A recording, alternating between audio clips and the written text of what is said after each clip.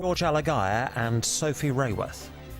So just come in towards Edgware Road Station, and then all of a sudden there was this explosion.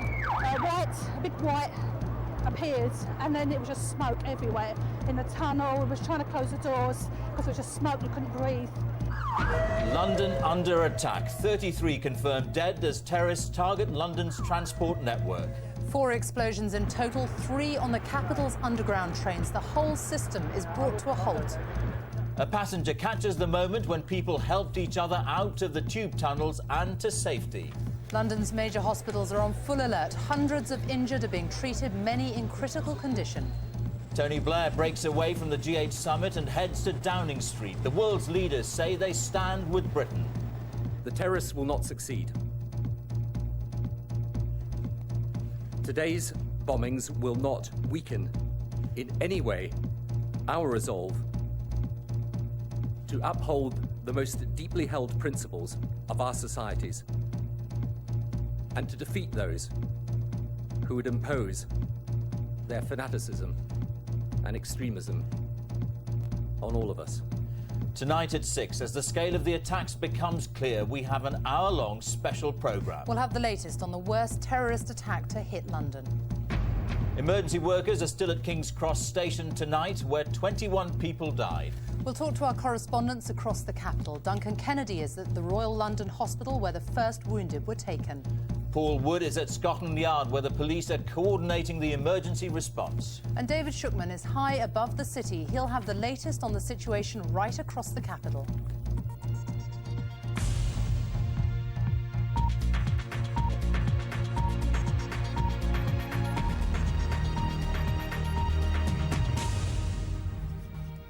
It's 6 o'clock. Good evening. Londoners had been warned about an attack. They hoped it would never happen. But today it did. It was still rush hour in London when the attacks began. Police say there were 4 bomb explosions, 3 on the underground trains and 1 on a bus. At least 33 people have been confirmed dead so far and around 300 injured, 45 of them seriously. There was no warning given, though there's growing speculation that Al-Qaeda was responsible. The Queen has offered her sympathy to all those affected. Tony Blair called the attacks barbaric and promised to track down the people responsible. The blasts all happened within the space of an hour. At 8:51 this morning, emergency services were called to London's Liverpool Street station following an explosion initially thought to have been caused by a power surge. That turned out to be a bomb on a train between Liverpool Street and Aldgate stations. At least 7 people were killed and scores more were injured. At 8:56, as police confirmed they were dealing with a major incident, a second bomb went off on a tube between King's Cross and Russell Square stations. 21 people died in this blast. The entire tube network was brought to a halt. At 9:17, a third explosion involving 3 tube trains left at least 5 people dead at Edgware Road Station. Police confirmed explosives were found there. Finally, at 9:47, a 4th bomb ripped apart a bus in Woburn Place, causing terrible injuries and, as yet, an unconfirmed number of deaths. Our first report on today's terrorist attacks is from our Home Affairs correspondent, Margaret Gilmore. They said it was only a matter of time. Today, the terrorist attacks, for so long feared, struck at the heart of London and at the heart of the city's transport system. At 8:51 a.m, the first bomb exploded on a train 100 yards inside a tunnel deep below the surface near Aldgate East Station. Within minutes, it became clear this was a major incident. Hundreds were injured, 7 people died. All of a sudden there was this explosion. A big white appeared, and then it was just smoke everywhere in the tunnel. We was trying to close the doors because it was just smoke, you couldn't breathe. There was confusion as hundreds of wounded passengers emerged from 3 different stations. Some of the pictures are too distressing to show. This was still rush hour, the trains packed with commuters and tourists. People started to scream because it was a burning smell, and everyone, to cut a long story short, thought they were going to die. People started saying prayers, praying to God, panicking, breaking the carriage windows with their bare hands. Anything to get oxygen into the carriage, because more people tried, the more distressed they became. Women passing out, people started getting very agitated. There was no communication from any drivers. Everyone was in pitch black. Then the emergency lights came on, and more smoke started coming into the carriage, and we were there for something like 20 to 30 minutes, during which the smoke intensified, the screaming intensified, the hysteria, and that's what it was, became almost to a state of pandemonium. Within minutes of the first, a second device went off near King's Cross, killing 21 people. A third device exploded at 9:17 near Edgware Road. The force of the blast blew a hole in the wall through to a platform. 5 people were killed in this explosion. This woman had never travelled on the underground before. We listened to a bang, dark, a ball of fire came in, and then just everyone started shouting, everything started getting like dusty, and we were trapped. We couldn't break the windows of the carriage. Everyone was like literally couldn't breathe, and everyone went down. We kind of calmed down, everybody calmed down, but then you started listening to the people shouting on the carriage that blew up, and there was this awful screaming of people like just help, help, help, and it's just indescribable. The roof had just been blown upwards and outwards. Doors were on the track, and there was just people screaming and wailing. People are dying in here. Help us! Help us! And it was awful. And this is what it was like just after the explosions, filmed by mobile phone. Early suggestions the blasts were the result of an electric power surge on the underground were cruelly dismissed with a fourth explosion. It was on a double-decker bus in Woburn Place near Russell Square in central London. It was 9:47. All the bombs were conventional. Here, shrapnel hit nearby buildings. We know people died here too. We don't yet know how many. And again, many more were injured. It was now crystal clear this was the work of terrorists. Within minutes of the first operation, a well-rehearsed emergency plan swung into operation. The job made more difficult by the fact so many Scotland Yard officers are up in Scotland helping with security at the G8 meeting. Here, reinforcements have been brought in, police officers and medical staff from counties surrounding London. Police say there were no warnings, no credible claims of responsibility. This clearly was a callous attack on purely innocent members of the public, deliberately designed to kill and injure innocent members of the public. The police and MI5 are investigating the possibility the 4 devices were planted by 4 suicide bombers. At the moment, we don't know whether or not this was suicide bombers or whether this was simply packages left on the bus and in the underground stations. It's too early to say. The entire London Underground has been closed down and buses in central London are not running. Many roads around the city are gridlocked and the mobile phone system is heavily overloaded. Friends and relatives have had trouble getting through.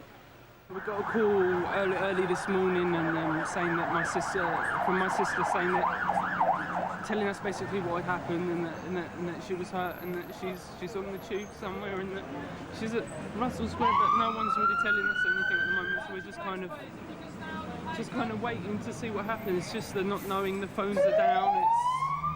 It's just the not knowing. We just want to get through and know she's safe. Security experts will now spend weeks sifting through the debris of these blasts, working out the sequence of events and trying to pin down those responsible.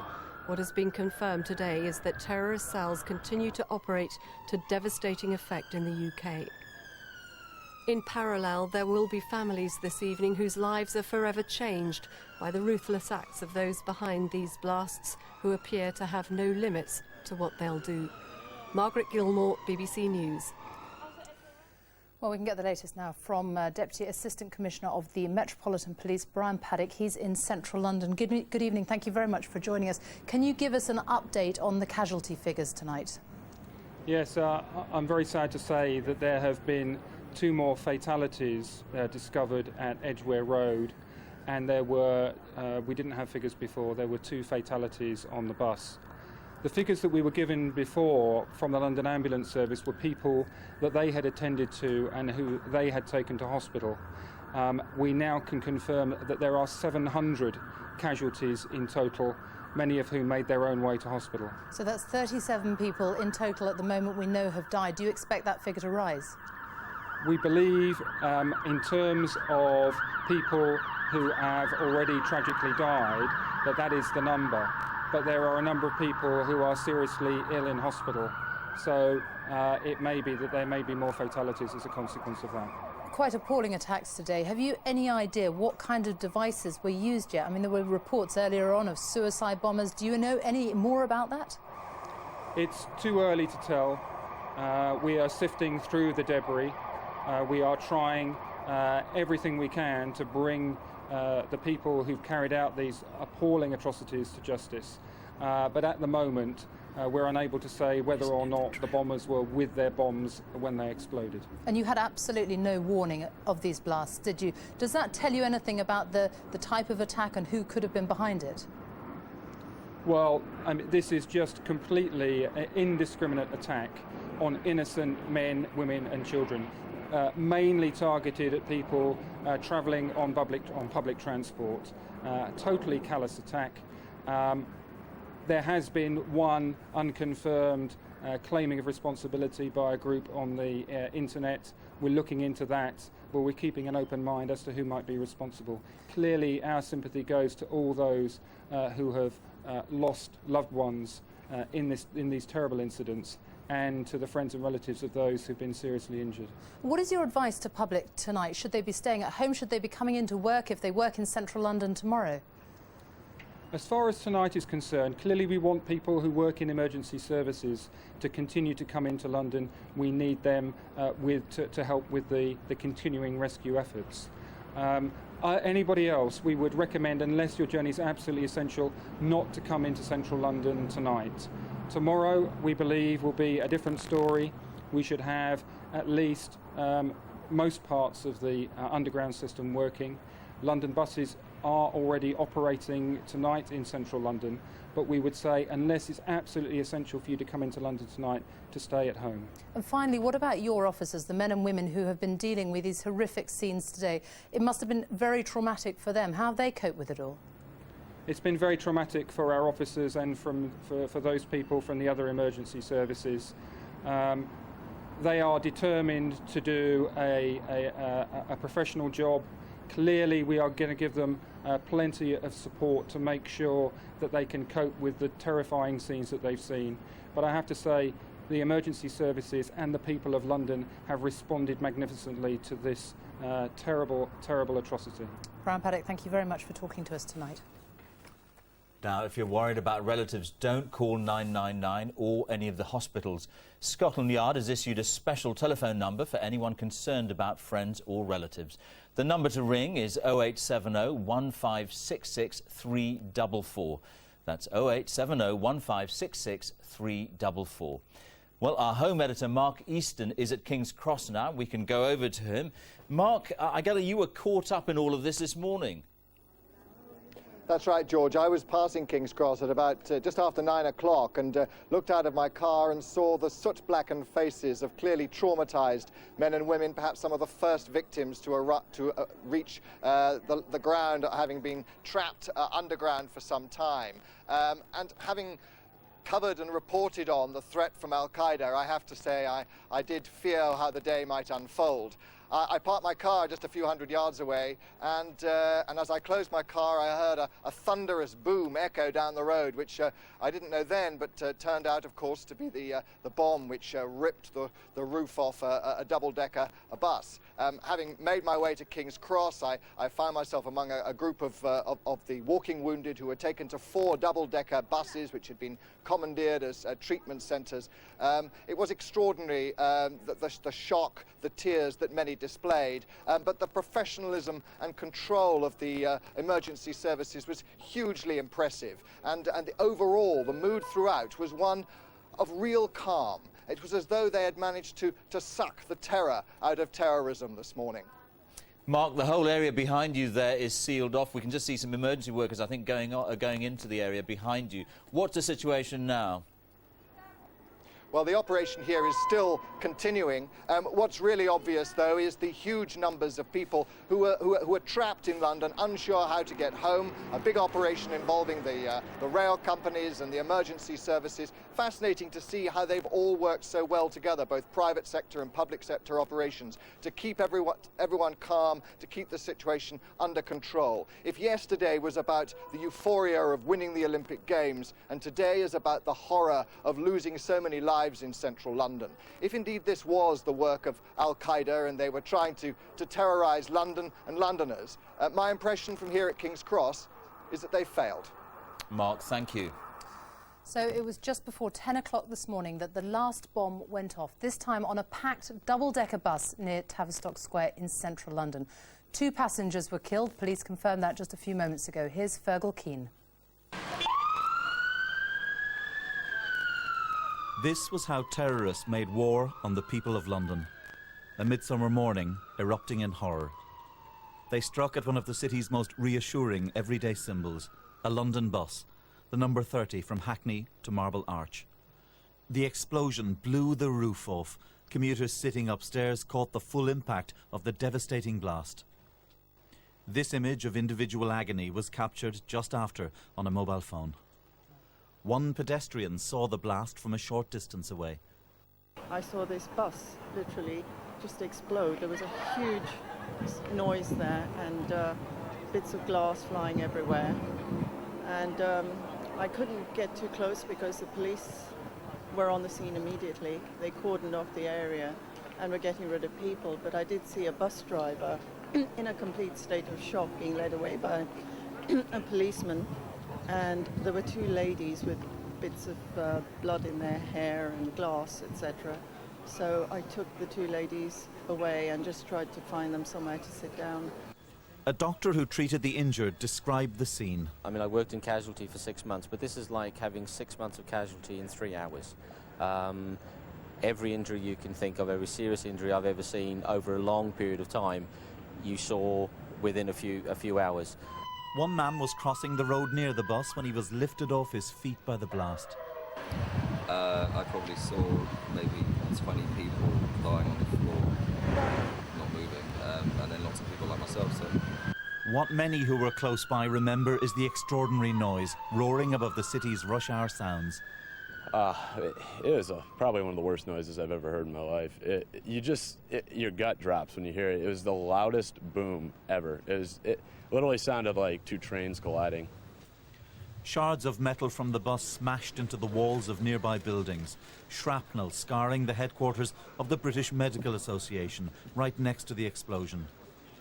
As the day wore on, police brought in sniffer dogs to check for further devices.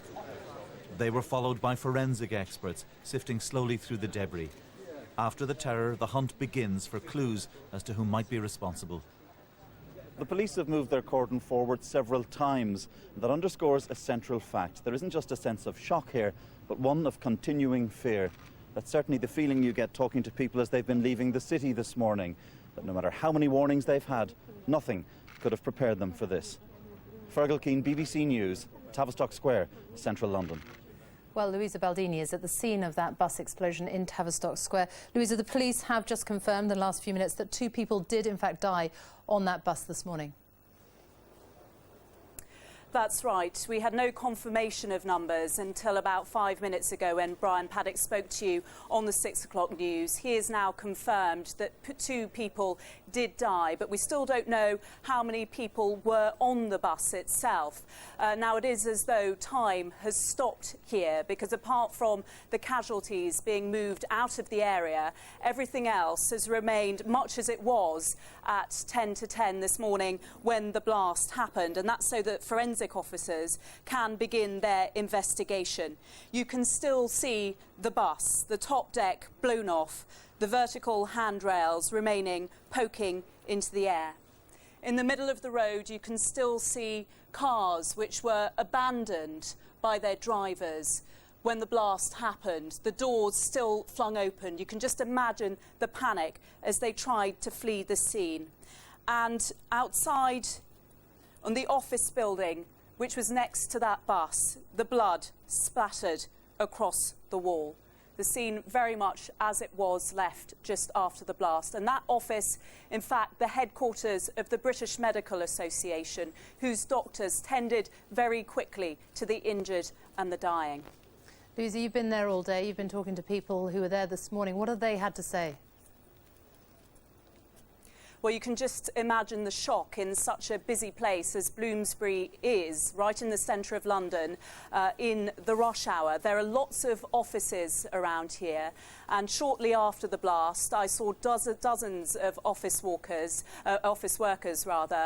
walking around, looking quite dazed, many of them wearing those silver shock blankets around their shoulders because it was still quite chilly. And many of them had also been going to a hall nearby where a shelter was set up and they were given food and water. There are also lots of hotels around here. I went into one where dozens of American students were huddled around a television trying to find out what was going on. They were also queuing at the payphone, phoning home, telling their loved ones they were alive and well. A couple were crying, too frightened to venture outside today. Louisa Baldini, thank you very much.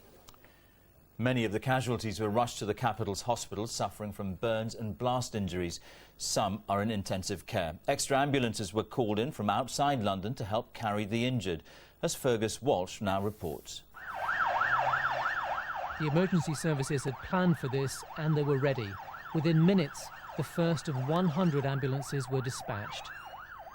The capital's main trauma hospital, the Royal London in the East End, close to Liverpool Street, took the lead. Many of the wounded had blast injuries, cuts from broken glass and burns. A large number were casualties from the Liverpool Street tube bomb. Michael Henning was in the carriage behind the one which exploded. We travelled out into the tunnel and not long after we set out, all I saw was yellow light and what appeared to be silver lines in front of my eyes, which turned out to be the glass. And I was being twisted and thrown to the ground. And what was your first reaction? I thought I wasn't going to get out of this. Whatever it was, I didn't know. I thought that was it when it went all so dark. Then I touched my hands to my face and felt the blood and felt that it wasn't all over just yet. The air ambulance was used, for the most part not to transport patients, but to ferry teams of specialist trauma doctors above the congested streets to the bomb sites. It's been quite phenomenal for an incident this complex to be able to deploy a total of, so I think it was 18 doctors, 4 to each incident, and provide the sort of level of care that you get in intensive care actually at the scene and in the wreckage is phenomenal. I've been amazed how the team have performed. Several double-decker buses were commandeered and used as makeshift transport for more than 100 patients with shock and minor injuries. Most were allowed home within a few hours. Across the city, emergency crews took seriously ill patients to 4 other London hospitals. St Mary's in Paddington is close to Edgware Road. Chris Randall was on the tube when the bomb went off. We just pulled out of Edgware Road. And next thing I know, there's a large flash of light. Felt a burning sensation on my hands, put my hands up to my face. I was on the floor by that point. As soon as I realised, there'd been an accident, got up, had a look around, saw where the exits were. The train was a complete standstill, the lights were out, a lot of smoke in the carriage. On the tube there's I'd say about maybe 6-7 people lying on the floor. A lot of people with a lot of blood on their faces and ripped clothes. There are scores of patients still in hospital tonight. Some have had limbs amputated, others have multiple fractures. Many are critically ill in intensive care. Fergus Walsh, BBC News. Well, our correspondent Duncan Kennedy's outside the Royal London Hospital in the East End of the city now. Duncan, give us the latest. Well, George, the doctors, the nurses and indeed the victims that we've been speaking to all day simply cannot believe what has happened. The raw figures tonight from this hospital are these. 1 person has been confirmed dead as a result of their injuries at this hospital. More than 200 people have been brought here with their injuries. 7 of those remain in a critical condition. Alistair Wilson is the clinical director of the Accident and Emergency Department here, and he's been talking to me. Mr. Wilson, tell me, exactly what sort of day this has been. Describe your day. Well, it's been extremely busy. Obviously, nobody was expecting this to happen. We were extremely fortunate in the way that things were set up. We got a meeting of the London's Air Ambulance Governance Day, in fact, going on when things began, and it meant that we had a large number of doctors and paramedics all ready to go out by helicopter to the scenes of the incidents. And it meant too, of course, that we had some communication with them about the nature of the injuries that were going to come back. So we were, I think, well prepared. The major incident plan went into action really pretty effectively, and we then saw 208 patients really coming in pretty fast after the incidents. Clearly the injuries are fairly large, a lot of blast injuries, a lot of burns, airway burns, skin burns, a lot of cuts to skin. Those that were clearly close to the blast have got the more serious injuries with amputations and big bony injuries, and that's obviously taking our major attention just now. Of the 7 that are in a critical condition, just how serious are they? Well, to be critical means that you are in that group, which means may die, may not. I mean, one could say 50-50 chances. But when you've got injuries of this sort, it means big injuries to many systems. So skin, muscle, bone, and possibly internal injuries as well. You know, some with brain injuries, some with big chest injuries and so forth. So it's a matter of sorting all this out and making sure the odds are on their side. Right, Mr. Wilson, thank you very much for your time. I know you've had a busy day. Thank you for your time. And with that, it's back to you in the studio. Duncan, thank you. If you're just joining us, you're watching a specially extended edition of the 6 o'clock news on the day that London came under attack. 37 people are now confirmed to have died. There are 700 people who have been injured. Well, the Queen has expressed her sympathy to the relatives of people affected by today's events, and she praised the work of the emergency services. Politicians have also added their voices to the condemnation of the attacks. Here's Nicholas Witchell. They'd gathered to try to do good. Instead, the G8 leaders found themselves confronting the evil of indiscriminate terror. It was a moment of exceptional solidarity. We are united in our resolve to confront and defeat this terrorism that is not an attack on one nation, but on all nations and on civilized people everywhere. We will continue our deliberations in the interests of a better world. Here at this summit, the world's leaders are striving to combat world poverty and save and improve human life. The perpetrators of today's attacks are intent on destroying human life. The terrorists will not succeed. Today's bombings will not weaken in any way our resolve to uphold the most deeply held principles of our societies and to defeat those who would impose their fanaticism and extremism on all of us. We shall prevail, and they shall not. David Davis. Similar sentiments were expressed in a sombre House of Commons. Britain has a long history of dealing with terrorism. We've joined together to fight it in the past. Today we do so again. For now, the terrorism that walks the streets of London has no face. But whatever its origin, whatever its motive, our response will be the same. The British people will not be cowed, and the terrorists will not win. Sir Mingus Campbell. Speaker, this is a sombre moment for the House and for the country. It's inevitable in these matters that the primary responsibility will rest with the government. In the discharge of that responsibility, they have our unqualified support. The Archbishop of Canterbury called for solidarity between the different faith communities. As it happens, I've spent this morning with Muslim colleagues and friends here in West Yorkshire, and we were all as one in our condemnation of this evil and in our shared sense of care and compassion for those affected in whatever way. Such solidarity and common purpose is vital for all of us at this time of pain and sorrow and anger. A short time ago, the Prime Minister, having broken off from the G8 summit, spoke in number 10 Downing Street. When they try to intimidate us, we will not be intimidated. When they seek to change our country or our way of life by these methods, we will not be changed.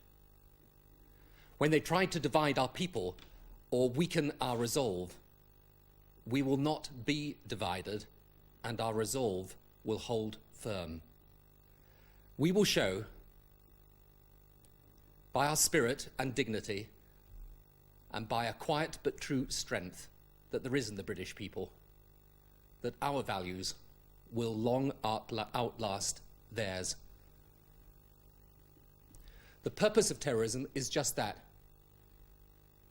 It is to terrorize people, and we will not be terrorized. It was the statement Mr. Blair has known he would one day have to make, a statement of resolve on the day terrorism returned to London. Nicholas Witchell, BBC News. Well, our political editor, Andrew Marr, is at the G8 summit in Gleneagles. Andrew, it must be a very strange atmosphere there tonight. What impact has all this had on the proceedings at Gleneagles? Well, I think strange is right. The G8 is the biggest concentration of raw political power you get in the world. And yet, for a lot of today, it's felt almost like a sideshow. And these immensely powerful men have been reduced almost to the position of onlookers by these appalling events in London. Tony Blair learned about what had definitely happened. He understood that it was a terrorist attack, that is, after he'd been talking to the Chinese president about global warming, came out, was very shocked, which is not surprising because this is now clearly the worst terrorist atrocity in Britain after only Lockerbie. He had to take an immediate decision about whether he would try to suspend the summit or break it off early, decided that would be the wrong thing to do, got agreement for that, but then left here, went down to London. He'll be back here again tonight for more discussions. He will try and conclude all the business of the summit. We will get those resolutions, those communiques on global warming in Africa tomorrow, and then by mid-afternoon he'll be heading back down to London. So the agenda for G8, this won't mean that it all gets pushed to one side?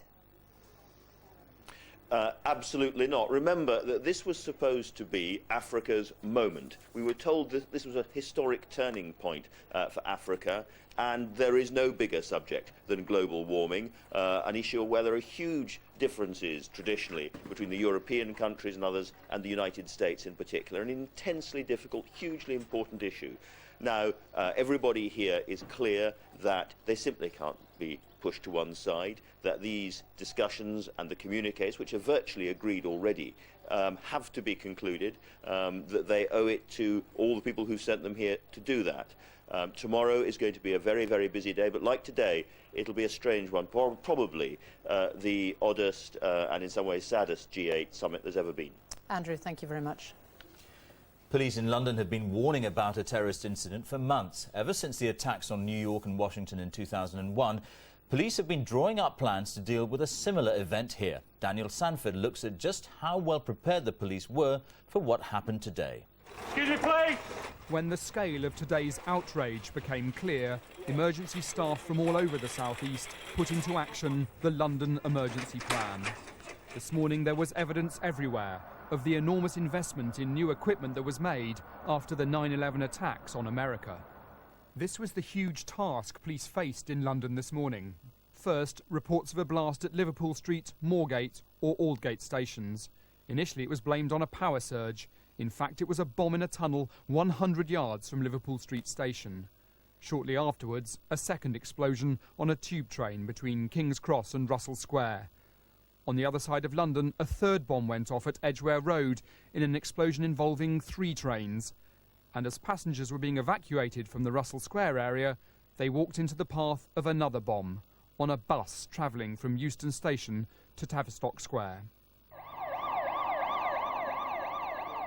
The biggest rehearsal for such an attack was at Bank Tube Station 2 years ago, where important lessons were learned about communication problems underground.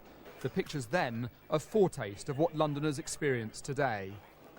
The capital has seen devastating bombs before in the IRA era, as at Canary Wharf, And the most recent major incident was the Paddington train crash. But there's never been anything like today's multiple attacks designed to cause mass casualties.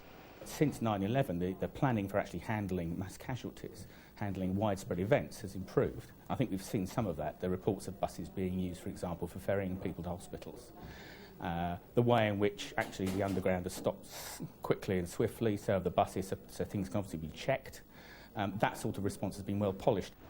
As casualties were rushed to A&E, deep under Whitehall, COBRA was convened, twice. It's an emergency committee of ministers and senior officials from the Home Office and other relevant departments. Reassurance and information were a priority. The head of policing in London toured the television studios.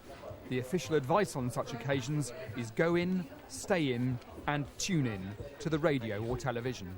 There are just a series of very short messages at the moment that we need to give. The first is to stay where you are. All of London's transport is currently disabled or stopped, whether that's buses or trains. So the safest thing that everybody can do is to stay where they are. Some problems are hard to avoid, like the near collapse of the mobile phone network because of the enormous number of calls. But London did not panic, and that made things much easier for the emergency services, stretched beyond their limit. Daniel Sansford, BBC News. If you've just joined us, you're watching a specially extended 6 o'clock news.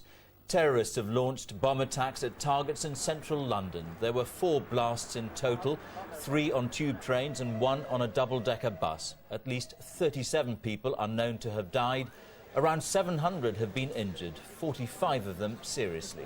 Well, this is what happened. At 8:51 this morning, emergency services were called to London's Liverpool Street station following an explosion initially thought to have been caused by a power surge. That turned out to be a bomb on a train between Liverpool Street and Aldgate stations. At least 7 people lost their lives and scores were injured. At 8:56, as police confirmed they were dealing with a major incident, a second bomb went off on a train between King's Cross and Russell Square stations. So far, 21 people have been confirmed dead. The entire tube network came to a halt.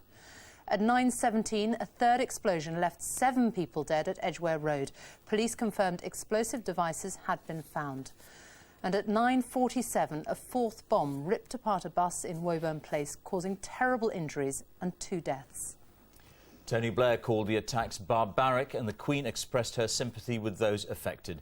Scotland Yard has issued a special telephone number for anyone concerned about friends or relatives.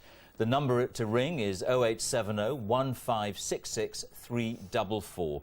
That's 0870 1566 344. Well, a group claiming to be linked to al-Qaeda says it carried out the attacks. Intelligence agencies are following several leads in an effort to work out who the bombers were. But as Frank Gardner reports, Islamist terrorists are the most likely culprits. Within the walls of MI5 headquarters in London, the Joint Terrorism Analysis Centre has been working flat out today, trying to solve a burning question: who was behind today's bombings? So far, the nearest we have to a claim of responsibility is an unverified message posted on this internet website. It comes from a group calling itself the Secret Organisation of Al-Qaeda Jihad in Europe. It talks of the blessed raid in London, of revenge against the British government for what it calls its massacres in Iraq and Afghanistan. The Al-Qala website is well known to analysts, but it's hard to know just who's behind its messages. This website has in the past carried similar statements. However, there is no way at this moment in time of verifying how genuine the claim actually is. Al-Qaeda-linked groups have hit British interests before. This was the British consulate in Istanbul after a bomb blast in 2003. That same year, the BBC learned that the British embassy in Yemen was also targeted, but the plot was intercepted. If today's attack was the work of Al-Qaeda, it'll be their first successful attack on the British mainland. The perpetrators are sending out a very clear and loud message to the G8 summit, to the most powerful nations on earth, that they can strike at the very heart of the capital without any difficulty or trouble, that they can launch multiple coordinated attacks. This is a wake-up call, and it shows that there must be no room for complacency because the threat is real. The presence of British troops in Afghanistan and Iraq is known to anger Al-Qaeda. But tonight the Prime Minister gave no indication there were any plans to withdraw them soon. Frank Gardner, BBC News. Today's attacks came just 24 hours after the city was told it had been awarded the Olympic Games for 2012. The Mayor of London, Ken Livingstone, who's in Singapore, described what happened as a cowardly attack. From there, Andrew Harding has sent us this report. Their faces say it all. Sir Bobby Charlton and his London teammates checking in for what should have been a triumphant flight back home. Instead, they slipped out of Singapore in the deepest gloom. Devastated, completely and utterly devastated. And this is our town, our city, our home, and we're praying for the people that have been affected. That's all for now. Thanks. The news had sent shockwaves through the team's hotel. The new Olympic minister Tessa Jowell rushing off to contact London. A little later, the city's mayor came out, clearly anxious to get home and bitterly condemning the attack. This was not a terrorist attack against the mighty and the powerful. It was not aimed at presidents or prime ministers. It was aimed at ordinary working-class Londoners, black and white, Muslim and Christian, Hindu and Jew, young and old. Indiscriminate attempt to slaughter, irrespective... The same spirit that had just won London the Olympic race would, he said, defeat the bombers. And nothing you do, however many of us you kill, will stop that flight to our cities, where freedom is strong and where people can live in harmony with one another. Whatever you do, however many you kill, you will fail. What a contrast with the mood here this morning. A weary but elated Seb Coe, still savouring London's narrow victory against Paris, starting to focus on the future and the 7-year build-up to the 2012 Olympics. Those plans may not have changed, but the euphoria has vanished today. The crew's packing up in silence. The London team will be back home early tomorrow morning. They had been expecting a hero's welcome, but now thoughts of Olympic glory are the last thing on anyone's mind. Andrew Harding, BBC News, Singapore. Well, not surprisingly, there was mayhem across London in the immediate aftermath of the explosions. The underground network and every bus service was closed down. Rory Catlin-Jones has the latest on how Londoners are coping with the aftermath of the explosions. Oxford Street, mid-afternoon, and with no buses, the road is just about empty. But on the pavements, the rush hour has begun, with thousands of people setting off early on the long journey home. The Howard family came up from Birmingham to see a musical, which was then cancelled. Now they're trying to get back to their car in the suburbs. You hear people saying you've got to walk 3 hours. I'm hoping that's not true. How long have you been walking so far? Since 12? Yeah. No, 12 o'clock. So you've been walking 3 hours already? Yeah. Many of the shops closed early, with staff needing to get home, and hotels filled up with people deciding to stay the night. On a normal day, 3 million people use the London Underground to get in and out of the capital. Now, with the entire network closed and most central London buses off the road, many seem to have decided that going on foot is the only way home. Soon after 9 this morning, as reports of the explosions came in, all underground trains were halted and then stations were closed. Crowds of commuters tried to work out what was going on, but the mobile phone networks were struggling to cope with the calls. Some passengers, like this war veteran on his way to a reunion, were determined to get through. We've been through it before, haven't we? Nil desperandum, we'll get there. Central London schools had to decide whether to cut short lessons. At this primary school in Victoria, they contacted parents and asked them to come and pick their children up early. Some children, mainly our older children, are upset, predominantly because they want to get hold of their parents, and they're a little bit more aware of what's going on in the news anyway, so we're just trying to sort of get hold of their own parents. Late this afternoon, as the long march home continued, the buses started running again, but passengers were warned they could face a long wait. Mainline services in and out of London were heavily disrupted. King's Cross is still closed, but at Paddington, commuters are managing to get a train home. We've had our teams working on it all day. We've been operating a contingency plan this afternoon. We're hoping that we'll be restoring the service to complete normality from first thing in the morning. Commuters face another struggle tomorrow, although a limited underground service will be running. And while central London is emptying, the motorway network on the outskirts is seizing up.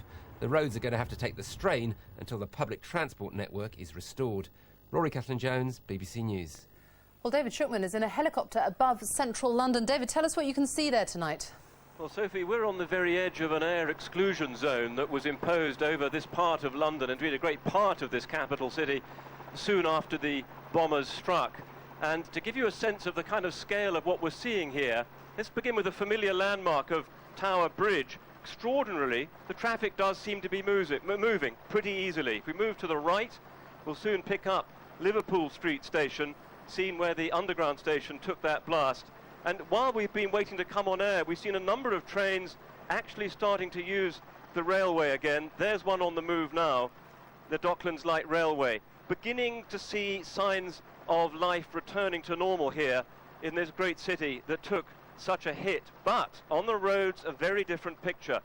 We've been seeing a number of major arterial roads simply gridlocked, people stuck for minutes or even hours, and there is talk of people abandoning their cars. If we zoom in close here, you'll see just one of what must be dozens of examples. That traffic has hardly moved in the hour or so that we've been in this vicinity. Now, because the traffic has been so bad on the roads, people have turned in huge numbers to one of the very few other options open to them. Down below me there, the Canary Wharf riverboat station.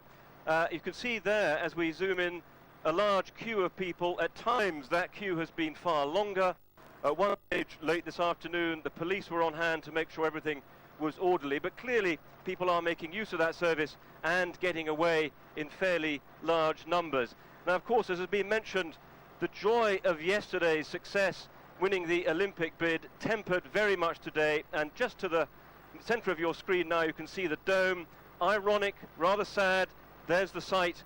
It's a host venue for 2012. David Shukman, high above the city, thank you very much. Just a reminder that you're watching a specially extended 6 o'clock news on today's bomb attacks in London. Well, as we've heard, the explosions caused chaos across the capital, and tonight all London theatres said they were cancelling performances. So how are things now? Let's go over to BBC's Kate Allen in central London. Kate, yeah, just how much disruption was there? Well, for public transport passengers, absolutely loads of disruption. Obviously, it is still ongoing. At the moment in central London, there are still no tube lines running. All stations are completely closed and no trains are running through the underground network. Overground trains, all mainline trains have now reopened, which is a small piece of good news for travellers heading out of London. So GNER trains are able to leave central London from King's Cross. They're not coming into central London, they're terminating short, but they are leaving from King's Cross and St Pancras at the moment. Kate, let's look ahead to tomorrow. After all, people might be thinking about coming into the capital city. What's the situation going to be like then? Well, at the moment, we haven't had any updates on tomorrow morning. Obviously, hopefully some trains will be running to get people in. The best advice I can give you is tune into breakfast tomorrow morning and into News 24, as we will be keeping you updated all through tonight and through tomorrow morning at breakfast as well. Kate, thank you very much. And just a reminder, for updates on the travel, you can call the Transport for London customer helpline on 0207 222 1234.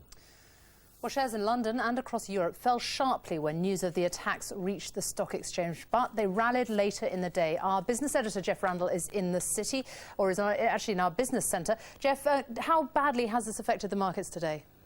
Well, it was a shock early on, Sophie, but as you said, the markets responded very bravely late on. There was a cool, measured response. I think traders and dealers in London did not panic. And in fact, financial markets very much reflected the mood of the people themselves. They stayed calm. Now, whether or not this has a long-term impact, I think, will depend on if there are more bombs to come. If there are, then I think all bets are off. But experience tells us that if this is it, if today was a one-off event, then markets do recover. We can remember those horrific scenes in Madrid last year, the train bombing. Of course, the stock market went down sharply after that, but it did bounce back. People in the city are very resilient folk. And what companies have been particularly affected by the attacks today?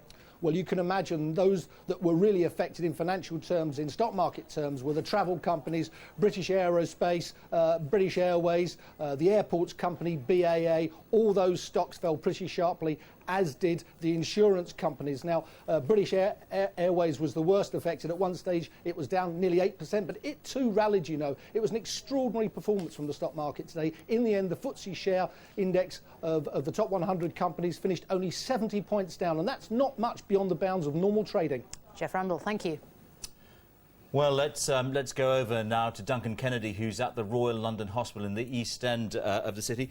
Duncan, this is the hospital where most of the injured were brought to first. What's the latest there?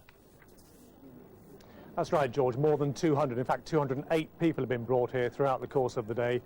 They've been worked off their feet. I don't think it's an over-exaggeration to say that. We've been speaking to the doctors and the nurses all day long, and they've been telling us that the injured have been brought in wave after wave after wave. Some were even brought in on double-decker buses, so many have come this way. They put into action their major emergency alert programme, one thing they've been practising many times in previous years. They're satisfied with the way it has gone. On the bad side of the news is that one person has been confirmed dead as a result of their injuries here today. 75 are still in hospital receiving treatment, and of those, 7 are in a critical condition. Now, throughout the night, the situation with this will change, the numbers will change, but obviously the prognosis, that the chance of some people pulling through the night are not as great as they were earlier on. The doctors are telling us to be realistic about that. So far as the walking wounded are concerned, they keep coming out in dribs and drabs all day long. One man we spoke to, a chap called Michael Henning, came out. He works at Lloyd's in the City of London, took the different train that he normally takes. He was going to a meeting in the city today. He was going to get into the carriage where the blast happened today. Couldn't get in because it was so full. Decided to get in one a couple further down and lived as a result. He told me that he feels incredibly lucky, but he still feels that this whole thing will change his life entirely. He doesn't think he'll ever get over it. And I think that's a sentiment that's going to be shared by so many, many people as a result of the events of today's tragedy. Duncan, thank you. Well, let's go now to Paul Wood. He's at Scotland Yard. Paul, the horrific thing about today's attacks is there was absolutely no warning, was there? That's right. There was a story earlier in the day on Israeli diplomatic sources that their embassy here had in fact received a warning, and that was put to the Deputy Assistant Commissioner Brian Paddock, who spoke earlier on the programme, and he said it was quite clear the Metropolitan Police had had no warning of this. We also spoke to the security services, the domestic security service MI5, and they said they too had had no warning, although of course neither of them could say that no part of the British government had contacted the Israelis. Our two principal security services were saying they hadn't had a warning. So I suppose the question now becomes, why is it that such a huge and bloody attack on British soil didn't throw up any intelligence whatsoever? And I guess that's a question which will have to be answered in the coming days. Police are still trying to establish what kind of devices were used, and presumably it's still far too early to talk about arrests or of people who could have been involved.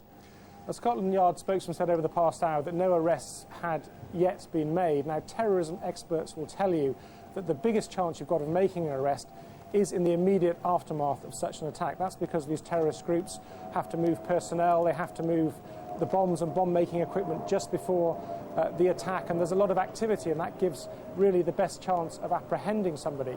Now, as to who is responsible, of course it bears all the signature hallmarks of Al-Qaeda. There has been a website claim that it's Al-Qaeda. Whether or not that's authentic, we don't know, and whether or not it helps in making arrests, we'll have to see. Forward with the latest there, thank you. Well, let's go back to our political editor, Andrew Marr, who's at the G8 summit in Gleneagles. Andrew, today, I suppose, has been about crisis management. Do you think there are any long-term political consequences from all this? There are certainly going to be long-term consequences. Politically, the government has been taking more and more power to itself over the last few years in trying to combat terrorism, and we've got the ID card controversy in front of Parliament at the moment, and we're going to see a lot more of that. Whether people who say ID cards would help in this kind of situation are right or completely wrong doesn't matter. It is going to be higher up the political agenda still. When it comes to the way Tony Blair conducts foreign policy, whether the war on terror is being fought cleverly or not, those are matters for another day. I think, however, it's absolutely clear that this is not going to be a government that fundamentally changes. Under Tony Blair, Britain has been an unusually open country, lots of flows of people coming in and out, a lot of immigration, and that's been controversial too. And it's also been a country which has been very dominant in world politics and very controversial. And I don't think that's going to change either. So when it comes to the big questions, Tony Blair has made his decisions about the way he wants to take this country, and I think we will see very little difference. I think for everybody living in London and the other cities of this country, life is just going to be a little bit stickier, a little bit more difficult, a little bit more unpredictable, with more checks, more policemen, more security, more false alarms, more alerts, more closures. It makes life just a little bit grittier and harder. But so far as the government is concerned, I don't see any fundamental change on policy at all. Andrew, earlier today when Tony Blair was talking, he was careful to say he didn't blame all Muslims. Clearly the government is mindful of community relations here. Absolutely. Remember almost the first thing that Tony Blair said after 9/11, apart from expressing his condolence and horror about the attack itself, was, "We do not believe that Muslims generally are responsible for this kind of thing." We heard the Archbishop of Canterbury coming forward with that message too.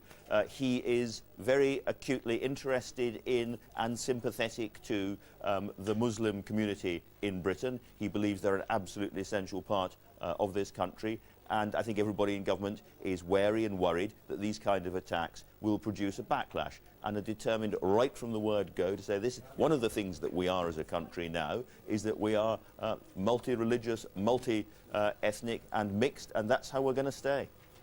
All right, Andrew, thank you very much. Well, we're now going to have a quick look at the weather with Daniel Corbett. Daniel.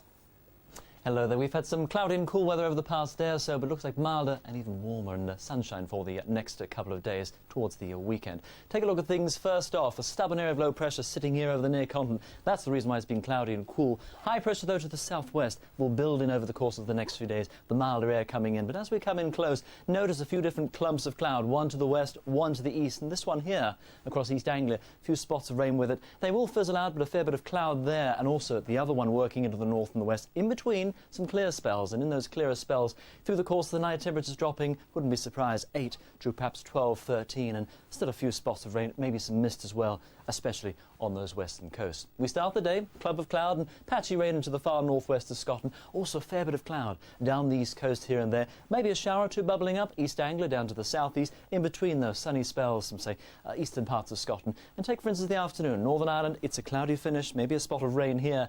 Also into western Scotland, but notice, eastern Scotland, Aberdeen to Edinburgh, 19 finishing there, not a bad looking finish, sunny spells. Also northeast England, and then a bit more cloud down the east coast to Lincolnshire to East Anglia. And there they are, just a few little spots of rain bubbling up through the day. London finishing at about 20 with, still a bit of cloud here and there, a few spots of rain. And then we come down towards the south. Southampton probably seeing 22 with some sun, some cloud. And also over the southwest, it isn't a bad finish to the day. 21, 22 here, and even to Cardiff with some sunny spells. Probably seeing at 23 with just a bit of patchy cloud, and notice as well, still more of that cloud back across parts of Northern Ireland. We get towards Saturday, and Saturday's not looking too bad. The high pressure builds in, and that's when we really just say goodbye to the bits and pieces of rain. Maybe still the odd shower across, say, East Anglia here as we go through the day, and as well, maybe just a few spots of rain in the far north of Scotland, but in between there'll be some patchy cloud, but a better looking day and milder as well. Look at some of these temperatures, for instance. We could see 23 western parts of Scotland, 21 for Northern Ireland, and 24, 25 for parts of Wales up into northwest England. So not bad as well. The high pressure builds in as well as you go through Sunday. So Sunday could be even milder and looking good as well. So some fine weather over the next few days. That's the weather for now. Now back to George and Sophie. Dan, thank you very much. A reminder again of tonight's main news. Terrorists have launched coordinated bomb attacks against targets in central London. At least 37 people are known to have died. Around 700 have been injured, 45 of them seriously. Terrorists attacked a bus and 3 tube stations during London's rush hour. And there's been widespread condemnation. Tony Blair, who returned to London from the G8 summit at Gleneagles, called the attacks barbaric and promised to track down those responsible. This has been a most terrible and tragic atrocity that has cost many innocent lives. I've just attended a meeting of the government's emergency committee, received a full report from the ministers and the officials responsible. There will be announcements made in respect of the various services. In particular, we hope the underground, insofar as is possible, and rail and bus services are up and running as swiftly as possible. I would like again to express my profound condolences to the families of the victims and to those who are casualties of this terrorist act. I would also like to thank the emergency services that have been magnificent today in every respect. There will, of course, now be the most intense police and security service action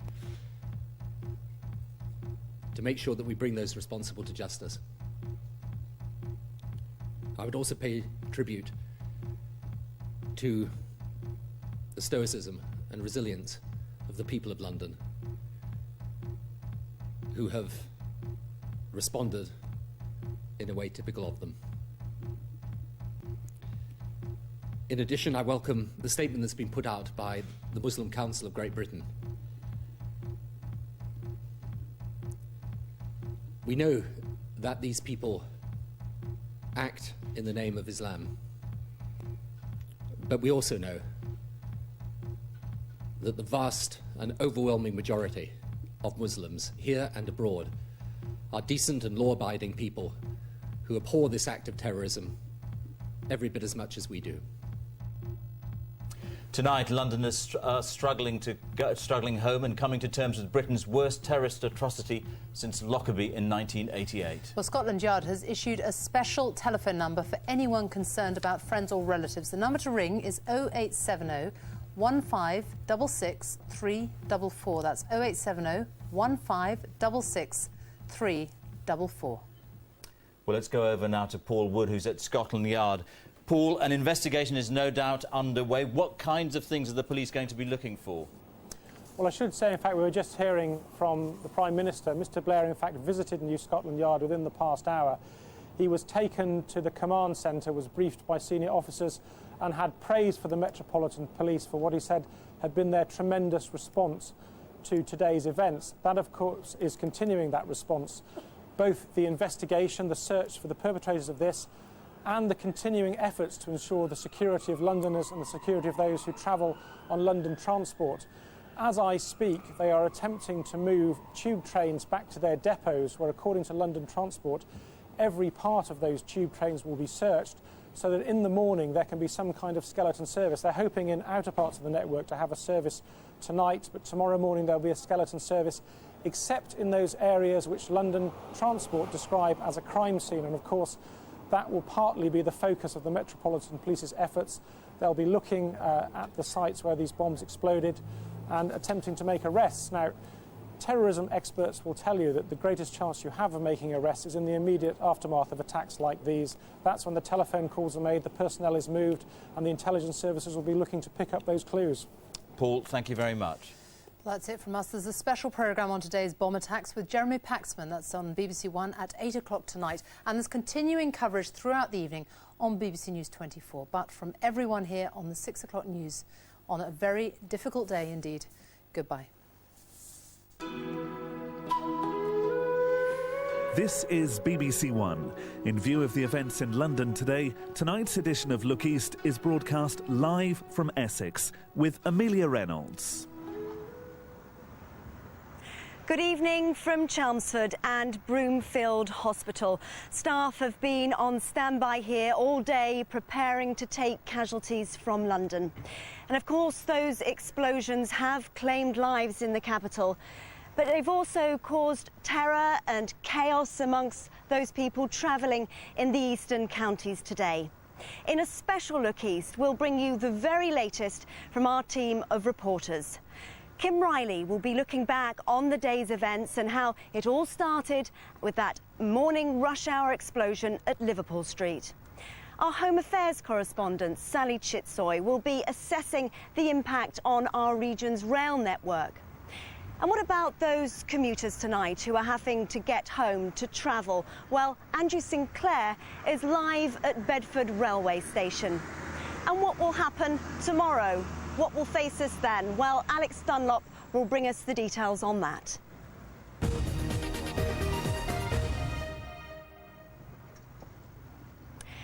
First, though, let's look back at the geography behind today's events. Of course, that first explosion, it happened at Liverpool Street during rush hour this morning. But then, as the events unfurled, that wasn't the only explosion. And as we learnt more and more about what was happening, those mainline services into London were shut down. So, Kim Riley, first of all, then, our chief reporter on how the events today all began. If you need to come this way, can you cross the road, go back? Confusion but no panic outside an evacuated Liverpool Street station this morning, gateway to London for thousands of the region's commuters. Many tried to call home to tell loved ones they were safe, but found the system overloaded. The first blast before 9 o'clock was in a tube tunnel just 100 yards from Liverpool Street. It claimed 7 lives. Dave Grant from Dovercourt was on the train. It was just a loud bang. Just an explosion, no sign of what. Clouds of smoke and flash coming back through the carriage. Everyone just sort of collapsed to the floor because of the smoke.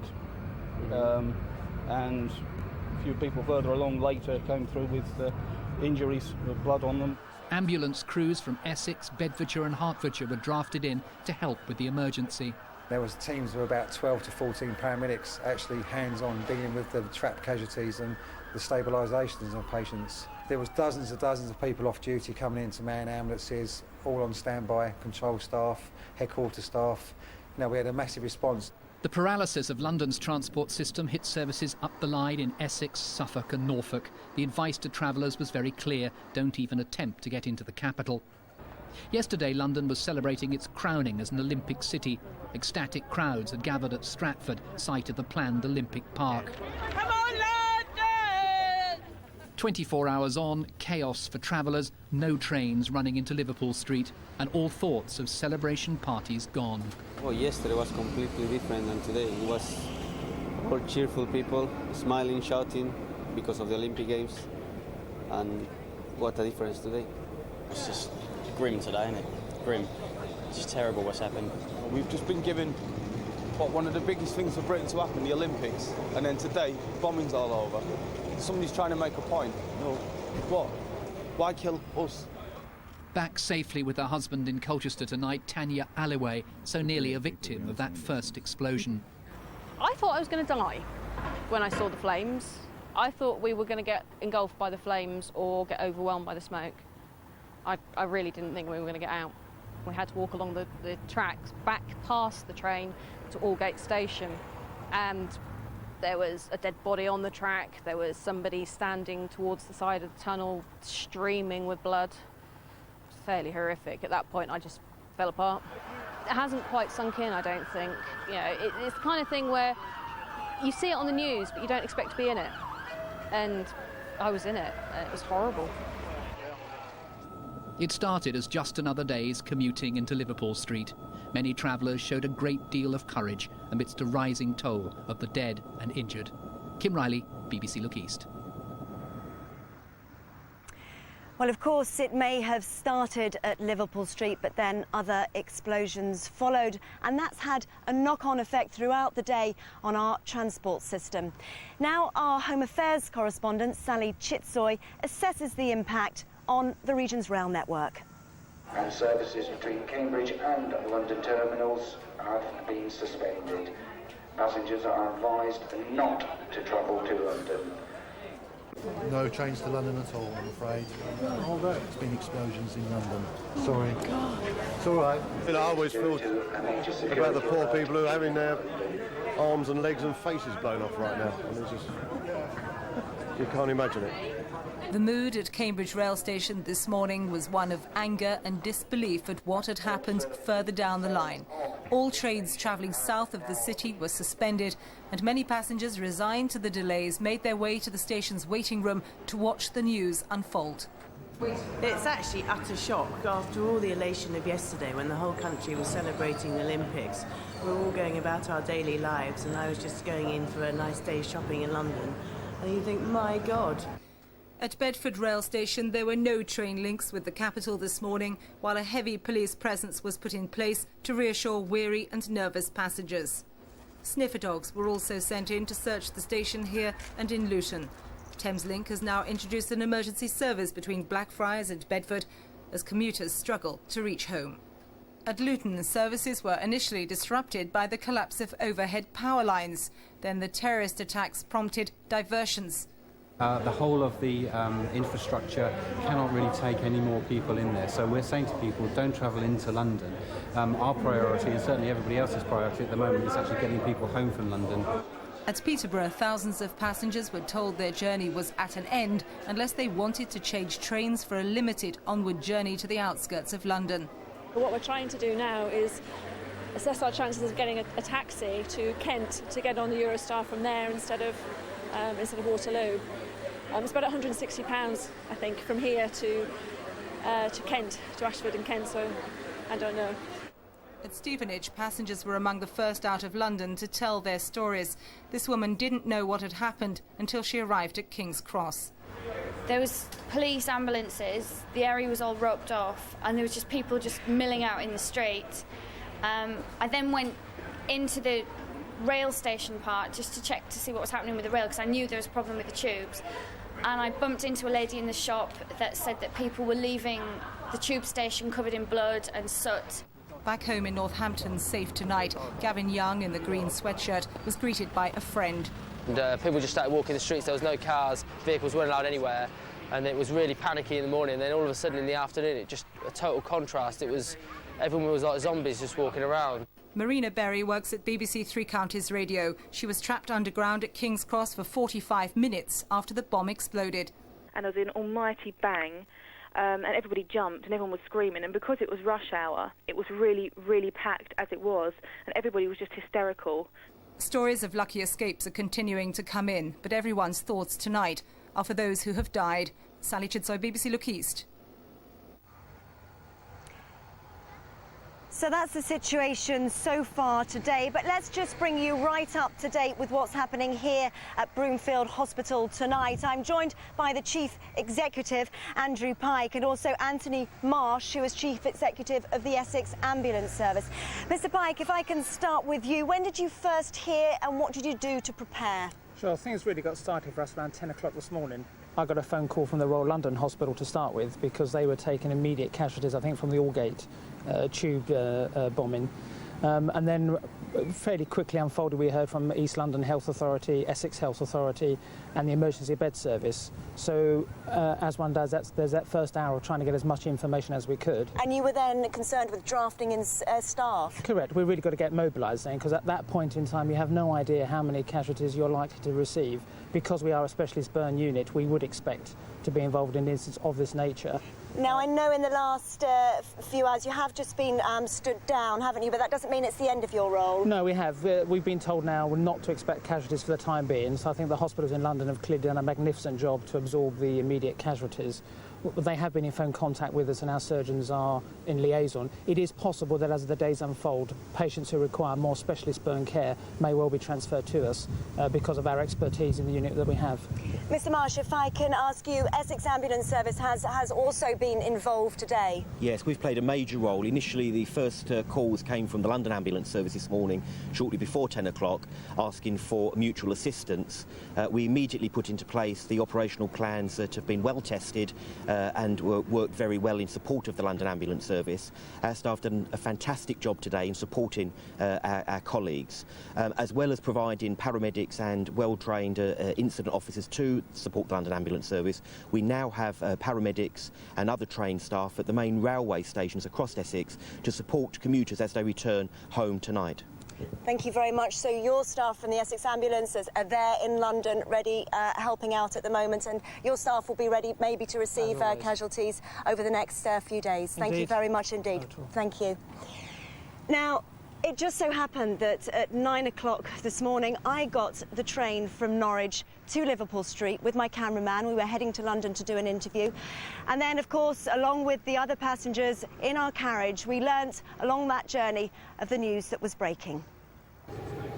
We left on time.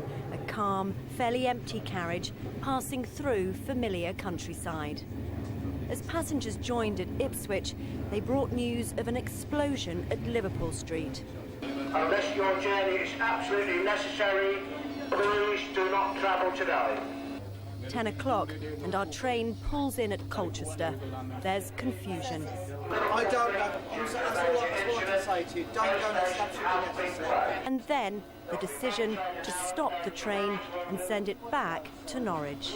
I'm trying to get to Chelmsford, and all they keep saying is that you can go back to Ipswich. It must be horrendous. So I'm just going to listen to a few more announcements, and I think I might just backtrack. We were given the option to change trains and continue to Shenfield. 40 minutes later we arrived, but that was as far as we were going. I'm not angry at all because I didn't even want to go into London. It's not safe, and I think everyone's just shocked, really.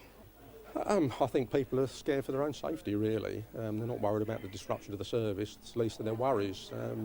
At least we're not injured. As police began to search the station, it became clear the concern and the fear extends far beyond London. So there have been problems on the region's trains, of course, throughout the day. But what's the situation tonight? Well, Andrew Sinclair is live at Bedford railway station with commuters trying to get home. Andrew, are they having any success? What's happening with the trains? Well, Amelia, there's been a steady stream of people arriving here from London all evening. Some of them people who were caught up in those explosions, who are naturally very distressed. Until about an hour or so ago, this was one of the only routes out of London that was open. But first of all, you had to get yourself to Blackfriars to get onto a train. And then many people, when they got here, still had to find ways of continuing their journeys to places like Peterborough, Northampton. We met one lady who was trying to get to Leicester. So it's meant that for many people tonight, it's been a long journey home. It's been terrible. I mean, we went down there, we just missed all the incidents. Got off the tube at Farringdon. We've been basically going around in circles ever since. Roads closed everywhere. Very, very difficult to get out.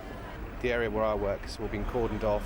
The city generally has just been cordoned off, so it's difficult for people even to get to a mainline station, so it's very difficult at the moment.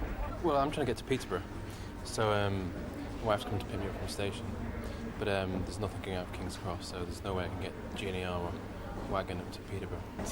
Can't get from King's Cross, where I normally go to, but I had to go to Hudson Bridge, and then got the train from here, but they are running, but just, you know, to minimal service. It's absolutely terrible. I mean, there's a few trains that are running back from London, but I mean, there's only a few. After all of the problems of earlier today, the last thing you wanted, you didn't want to be in a car, you didn't want to be in a bus anyway. So it's a case of walking to a station and hoping that you get out of central London as quickly as possible. Well, this is what we understand the latest situation to be on the train tonight. Things have got better. We understand that all London stations are now open, although they are operating a restricted service. For instance, here on Thameslink, here in Bedford, they're running 4 trains an hour. There's just 1 train an hour running between London and Norwich. And all the rail companies are saying don't travel to London tonight unless your travel is really essential. Now, on the roads, there's been heavier traffic than usual out of London, particularly on the A13 in Essex and on the A14 and M11 through Essex and Cambridgeshire. But the police are saying that if you're expecting someone home from London tonight, if they're travelling by road or by rail, they will get home eventually. They may just have to be patient. Andrew, thank you very much indeed for that. Now, certainly the passengers that I've been speaking today have been fearful, they've been anxious, but most of all, they've been concerned about the possibility of future attacks. Well, joining me now is the Chief Superintendent of Essex Police, Andy Adams. How do you go about reassuring people after such an events as we've seen today? Well, I think the first thing to reassure the public of Essex is there's been no reported incidents within Essex. And the second is we were very quickly into an operational plan around this, so we are increasing the visibility of our policing around the county. and also providing some support to the Metropolitan Police as and when they need it. Well, certainly when I was at Shenfield Station today, I saw officers sort of searching under cars, they were stopping passengers, they were talking to them. Can we expect to see more of that activity in other stations over the next few days? We've increased our visibility proportionate to the threat that exists. There is no threat in Essex at this moment in time, but we've increased our visibility using the resources that are already available to us as a result of our week of proactive activity. Earlier this week, of course, you sent over 160 officers, 5% of your force, up to Edinburgh to police the G8 summit there. Is that a decision in the light of today's events that you regret? We have sufficient resources to be able to police Essex. We've had people on council rest days for our week of action. They are now helping with this operation, and we feel fully equipped to deal with what faces us. Now, I know we've been talking a lot about the rail stations today, but of course in Essex we've got Stansted Airport. Obviously security is high there as well. We have plans at major sites within the county, Stansted being one of them. Those plans have been implemented. We have a high police presence at Stansted, and we're very tuned into the fact that that needs to be policed effectively. And I guess your main concern is working with the other emergency services. I think the most important thing here is, as soon as this happened, we have a coordinated response with all the other emergency services, the emergency planning people from the county council, and we're working together to collectively respond to this from an Essex perspective. Finally, how would you reassure those people who are going to set off to work tomorrow morning? What would you say to them? We are going to continue with our high visibility policing response to this at main sites, and people can be reassured we'll be doing the best that we can to reassure people. Thank you very much indeed for joining us tonight. Thank you. Now, if you are worried, if you are concerned, if you have friends or relatives that you think might have got caught up in the explosions today in London, there is a hotline to call. I can give you that number now. It's 0870 15 66 344. I'll just give you that again. It's 0870 15 66 344. A hotline number there for you to call if you're at all worried. But what about tomorrow then? What will face commuters as they set out on their journey tomorrow? Well, we can go live now to Alex Dunlop, who can give us the details. Alex. Well, Amelia, as I speak, the situation is changing as you'd expect, but on the travel front, things are slowly returning to normal, or as near to normal as possible. One railway, which operates the main line between Norwich and London, say they're pretty confident that they'll be back on track by tomorrow morning. The station reopened around about 3:30, and we're planning this evening to run virtually a normal service. However, on the Norwich-London route, we're running an hourly timetable this evening. As far as tomorrow is concerned, at the moment we're planning to run a full normal timetable. Well, mixed fortunes for other operators. Let's take a look at them. GNER trains will stop at Peterborough. Passengers will then be transferred to a limited service operated by West Anglia Great Northern into King's Cross. But their advice is, don't head to London if you don't have to. For their part, wagons say limited services are running at one every half hour to and from London. That may well improve by tomorrow. Midland Main Line, which runs through Kettering and Wellingborough, expect disruption most of the morning on their service. Thameslink, which takes in Bedford and Luton, say they hope to run as near normal a service as possible. And commuters on Silverlink trains through Northampton and Milton Keynes are being told that there'll be at least 4 trains an hour in and out of the capital.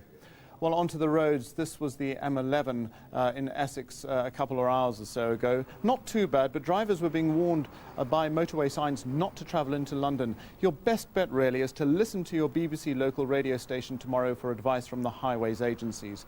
National Express coaches say they hope to run as near normal a service as possible in and out of London tomorrow.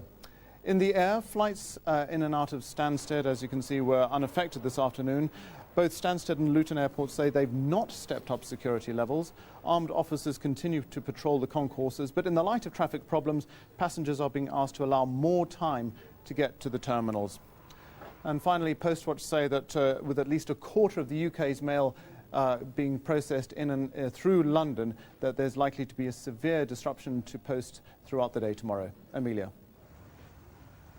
Alex, thank you very much. Well, joining me now, we have the MP for Chelmsford West, Simon Burns, and also the Bishop of Colchester, Christopher Morgan. Thank you, gentlemen, both for coming along. Mr. Burns, if I can start with you. With so many of your constituents commuting every day to London, the effects of this must be felt very strongly here. Yes, very much so, because there are so many who go down there. and one is worried because we don't know enough about what is exactly happening in London, and we hope that they haven't been injured or even killed. But we're waiting, but it is a worry, and we've got to make sure that they are protected and looked after. And I know you've spoken very highly of the emergency services today. Yes, they're doing a fantastic job in very difficult circumstances. They have had consistent and regular training for any serious outbreaks of trouble in any shape or form and terrorist attacks in the capital. And from what we've seen during the course of today and what the Home Secretary told the House of Commons at lunchtime, they are working magnificently and at their utmost effort. Bishop, can I ask you, how do people react? How do people cope in situations like this? Well, I think first there's just the shock and uncertainty. Then there can sometimes be anger or a sense of just being rocked back on their heels. I mean, it's a very disturbing thing to be going about your daily life and then to have it absolutely ripped out of your hands. And what will your role be, and the role perhaps of the church over the coming days and weeks?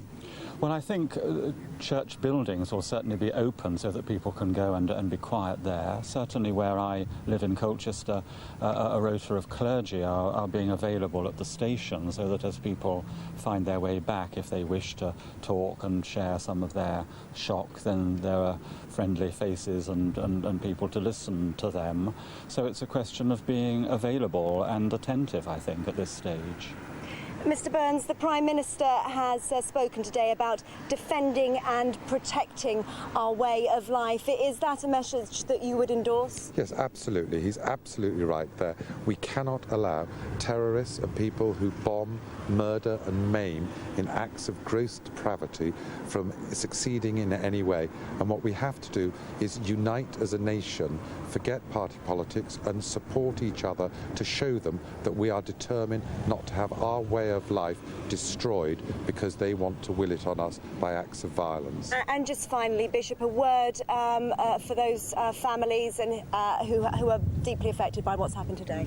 Well, I think the thoughts and prayers of many of us are going out to them, and if they can feel themselves in some sense supported and accompanied by lots of people in the country, as I'm sure is the case, I hope that will be some crumb of help to them at least. Gentlemen, thank you very much indeed.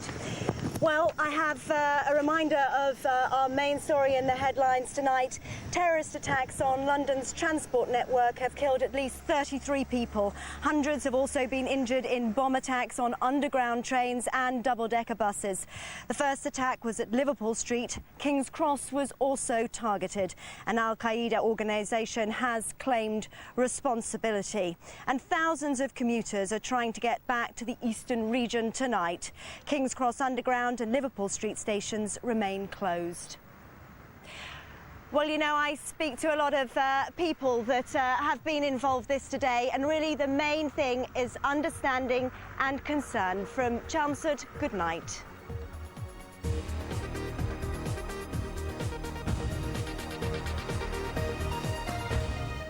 Good evening, I'm Julie Ranger and this is the weather forecast for the Look East region. Although we're going to start off by looking back at this afternoon's weather.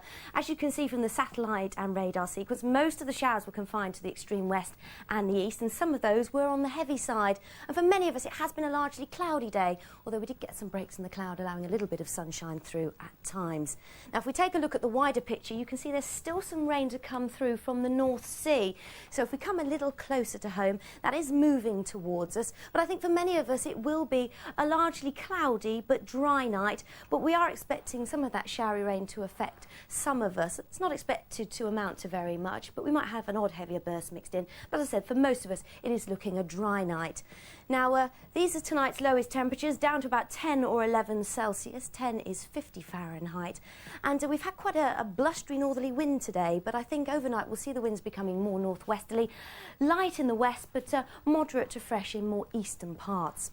So tomorrow morning, I think some of the overnight rain's still around, but for many of us a dry start to the day, but largely cloudy. And as the day goes on, I think we're going to see one or two showers developing, most of those confined to the eastern side. The further west you are, the more likely you are to stay dry, and I think as the day goes on, we'll probably see some cloud breaks allowing some sunshine through, but I think for many of us, again, it will probably be a largely cloudy day. Now, temperatures tomorrow around 19 Celsius. That's similar to today's values. That takes us into the mid-60s Fahrenheit. We might get a degree or so higher in some spots. And the winds returning to the north tomorrow, but I think they're going to be less blustery. We're looking at a mainly light northerly wind. So, over the weekend, it looks like we're going to have this area of high pressure replacing the low. It's going to become really embedded right over the top of us. So it does look like it's going to bring a change to our weather, a return to more settled and summery-like conditions. So here's your outlook. Once we get to tomorrow out of the way, Saturday, Sunday, Monday and Tuesday, all fine and dry. And it looks like, although we're going to have cloud around, we should get to enjoy some decent spells of sunshine too. Now, by Saturday, temperatures around 22 Celsius, which is 72 Fahrenheit, but then they're set to rise further still. In fact, by Tuesday, we could have temperatures up to about 26 degrees, which is 79 Fahrenheit. And I think we're going to have very light winds right the way through. So with those kind of temperatures, it is going to feel very warm. That's the forecast. Good night. Next here on BBC One, EastEnders.